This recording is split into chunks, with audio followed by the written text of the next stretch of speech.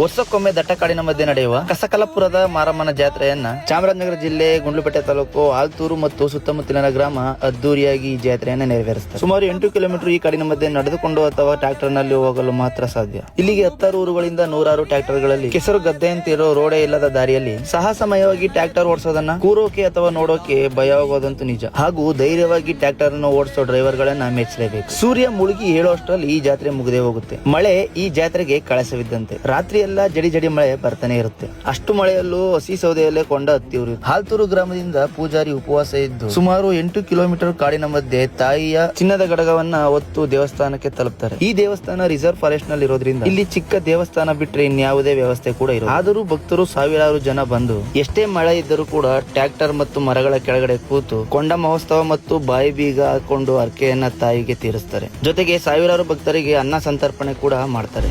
ಈ ದೇವಸ್ಥಾನಕ್ಕೆ ಸುಮಾರು 500 ವರ್ಷದ ಇತಿಹಾಸ ಇದೆ. ಹಾಗೆ ದೇವಿ ಈ ದಟ್ಟ ಕಾಡಿನ ಮಧ್ಯೆ ಏಕೆ ನೆಲೆಸಿದಳು ಅನ್ನೋ ಇಂಟ್ರೆಸ್ಟಿಂಗ್ ಮತ್ತು ಅದ್ಭುತವಾದ ಕಥೆಯನ್ನ ನನ್ನ ಯೂಟ್ಯೂಬ್ ಚಾನಲ್ ಸಿಸ್ ವಂಡರ್ಸ್ ನಲ್ಲಿ ಹಾಕಿರ್ತೀನಿ, ಹೋಗಿ ನೋಡಿ ಅಂತ ಹೇಳ್ತಾ ಈ ವಿಡಿಯೋನ ಮುಗಿಸ್ತಾ ಇದ್ದೀನಿ.